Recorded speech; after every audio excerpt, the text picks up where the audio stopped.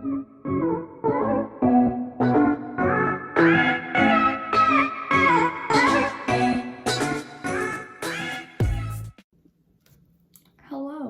am I recording this at 10:30 at night in my bathroom because my daughter is sleeping and there are people in my loft, so I'm doing it here. Yes, I am. Anyway, my name is Kirsty. I am 21 years old. And this is story time on how I fell in love with a felon and got pregnant by him. So, rewind to 2018. I don't know. I don't really care. I was on Tinder and I saw this guy. I was like, oh, he's cute. You know, the scrawny white kid with nicotine addiction. You know, obviously that's my type. Swipe right. You know, I swiped left. Swipe right. Right, a few minutes later, ding! He also swiped right, right? So we're talking, we're chilling, we're connecting. He's talking about having autism. I'm talking about being crazy. You know, we're vibing. Well, then I ghost him. Ghost him for 2 days. And not on purpose, but I was moving out of my college dorm.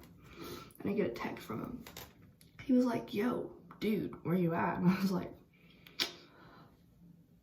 oh, I was just moving into my college dorm. And that was not the truth. I was actually just really stressed out. And he was like, yo, we should hang out. And I was like, bet. I was like, do you have a car? He was like, no. Red flag number 1. I was like, all right, I'll pick you up. He was like, okay. So I'm driving in my little truck. I live in Texas, so obviously I have a truck. Driving, pick him up. As soon as he gets in, you know, hits his jewel, and I'm like, all right, red flag number 2. We're driving, you know, chit-chatted up, you know, figuring out what to do.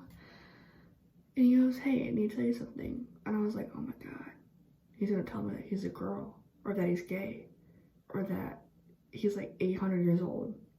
No, he's 17. And I was like, dang it. But whatever, age is just a number, right? Well, wow, that came out really wrong. Dating someone younger is fine.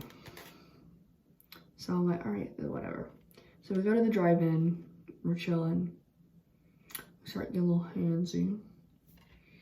And then we end the date and we go to his house. We do a little puff, so I'm zooted. I am in the stratosphere. We go to Whataburger, we hang out there, I meet his friend, then we start dating. So I start going over to his house all the time. I meet his dog, I meet his mom. I love her so much. Shout out to Cammie, you're the best. Going over to his house all the time. Well, he was a drug addict.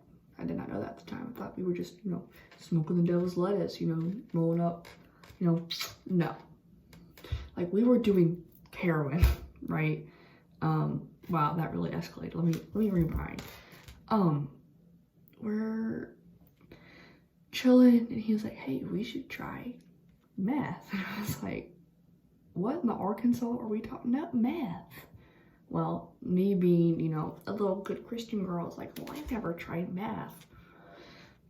Knowing that my biological parents are drug addicts and alcoholics, I was like, sure, let's do this. So we get to the house, snort it. I almost actually died the first time I did meth because I OD'd almost. I had a stroke thing. I don't know really what it's called.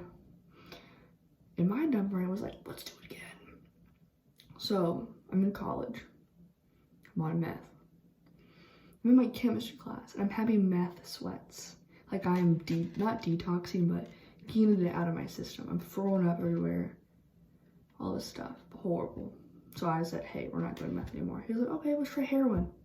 I'm like, oh, that's okay. So we tried heroin. I was so itchy. So that was the first time and only time I've done heroin. Never did it again. And then we did acid. Did that a few times. That was fun. But I had a septum piercing, almost ripped it out. I stood in the mirror for like 4 hours just laughing at myself. It was a fun experience, but now that I'm older, it really wasn't. And then my drug of choice, cocaine.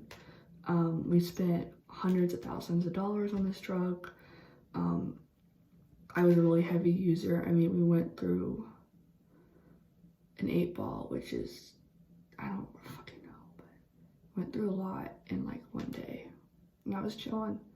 I lost so much weight. I mean, I was like, my cheeks were sinking in. I was up at all hours of the night, but still got that 4.0, baby.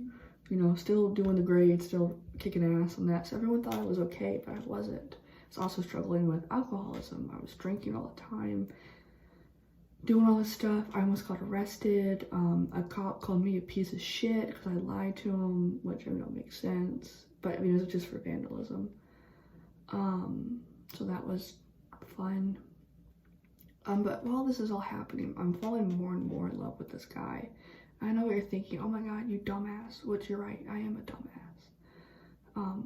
But like, despite the whole drug addict thing, like, I was in love with him, like,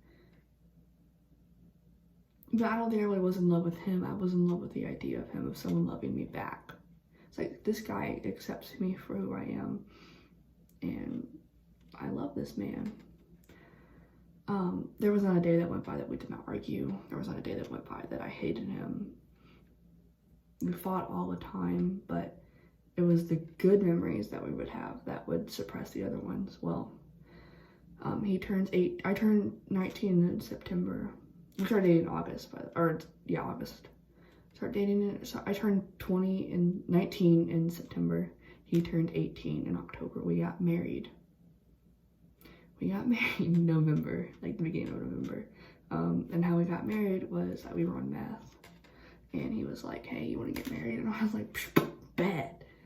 Not thinking the consequences, not thinking anything. Just like, oh, this man loves me. This will be the only man that loves me. I want him. That's it. So I married this man. 3 weeks later, he's like, hey, I want to have a baby with you. And I was like, no, I never really liked kids. I never really wanted to have kids, just based on my own trauma, which will be another story time. Didn't really like kids, Well, I started acting really bitchy, super hungry, started throwing up. A few months passed by. Take a test. Precco. I mean, I am 3 months pregnant. And I was like, shit. So I go up to the love of my life, and I was like, hey, I'm pregnant. And at this, I mean, and you know, I stopped doing drugs in November, because when he said he wanted to try for a baby, I stopped doing drugs, stopped drinking, which was really hard to do. I actually had a miscarriage in November because I was on drugs, and I miscarried a kid, but then I got pregnant again, But I still had my head screwed on straight. I was still making 4.0, still on my full ride scholarship, you know, I had my car, I had my job, you know, I was killing it. And he goes up to me and said, oh, I don't want the kid anymore, you need to abort it. And I was like, dude, I don't have the money. Like, I don't have $750. I already looked into it. Like, I'm 3 months pregnant, like, we're having this baby. Well, then his mom's excited. I don't really have parents. At this time, I got kicked out of where I was living. I was living with a teacher, got kicked out. So, fast forward again to the gender reveal. We wanted a boy, but I was really happy with whatever. Figured out it was a girl, and he literally threw a fit because it was a girl. At this point, he's doing drugs still. He's selling drugs. And then we get word that he has a warrant out for his arrest.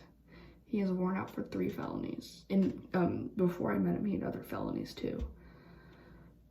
So May, I stopped school because it's over. And we start actually having a good time. He's clean, you know, I'm working, we have our good days at water parks, and then one night he just flips on me, he drags me out of the house by my hair, and I did something really stupid, ended up in the hospital. No, not drug related, by the way. And that's the night that he ended up cheating on me was the night I went to the hospital, like 5 months pregnant. It came to that point where he was never coming home at night. It was just me by myself on the couch. We slept on the couch in the living room. Just me on the couch every night. I turned out to be high-risk pregnancy. I'm really small. My daughter was really big. She was breech, had a hole, like I had a spot in her heart. And then he's never coming home, and I'm like, dude, why are you never coming home? He was never laying with me. He was just being super ugly to me. At that point, I'm like, right, I do not love this man anymore. But I need to stay together for Ellie, which is my daughter. July 4th happens, and he comes home barred out. If you don't know what that means, he's on Xanax. And he puts a gun up to my head. And that was probably one of the scariest moments of my life. I'm 7 months pregnant, or 6 months, I don't really remember, 7 months. And he has a gun up to my head because he is so mad at me because I wouldn't kiss him. 2 days later, we had the baby shower.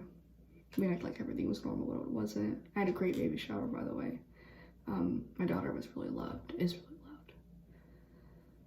loved. 2 weeks after the baby shower, he comes back home, like he's still staying out most of the night. He comes home on drugs again, and he gets mad that I won't let him sit next to me on the couch, and so he pits me.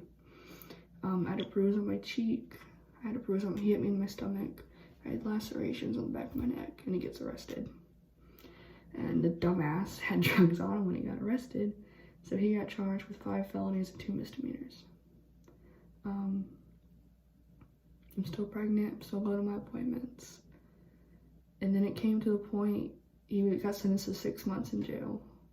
So he missed my daughter's birth. He missed all the ultrasounds. And even then when he was there with the ultrasounds, he would always walk out or never come with me because they weren't important. Missed out on all the ultrasounds, missed out on the birth, missed her first Thanksgiving, missed her first Halloween, missed her first Christmas. He eventually got out in January, but I think that was the hardest part is in September, I had to get a C-section because she's high risk, I'm high risk, whatever. And so imagine coming home with your newborn baby who is lactose intolerant and you don't know. So they're screaming, or not screaming, but they're discomforted all the time. They can't sleep. Being a full-time college student, because I was still in college at this point because the second semester started up. So full-time mom, single mom to a milk allergy baby that we don't know has a milk allergy. Full-time college student. And I'm trying to work to get some money. And it was really hard to do it by myself. Well, he gets out of jail in January, and he gets back on drugs. He doesn't even care about his daughter. He has her name tattooed on him. That doesn't mean shit. We went to a hotel in February on Valentine's Day, and then 2 days later, he beat the shit out of me. I still have a scar on my lip from where he hit me. Called the police on him. He went to jail again for a little bit. He came back out. Also, this whole time since May, he's been cheating on me with multiple women, and he claims that I cheated on him, which I never have. So I eventually got fed up with being hit, being abused by someone I thought I loved, and in April, I moved out and moved to a family friend's on the other side of Texas, and I took my daughter with me and everything we had, which wasn't a lot, and I've been moved out of that house ever since. Since then, he's gone back to jail. He's had a few overdoses. He's almost died a few times because of his drug habits. He got another girl pregnant, but I mean, at the end of the day, I still have my daughter. She's loved, she's clothed, she's fed, she's super smart, she knows sign language, she's only 14 months old, off the charts for height, off the charts for weight. I couldn't be happier to have her in my life. But moral of the story is, don't meet someone off Tinder. Look out for those red flags. Don't become a drug addict, and don't think you're in love because you want to feel love. Because right now, my boyfriend that I have now, I really do love that man. And it's not because I want to be loved. I know what it's like to not be loved. But find your person. They're out there for you. it's not a drug addict, and it's not a scrawny white boy with nicotine addiction. So, yeah, that's one of my many stories that I have. But that's my synopsis of my 19 married and pregnant and with a felon / drug addict story.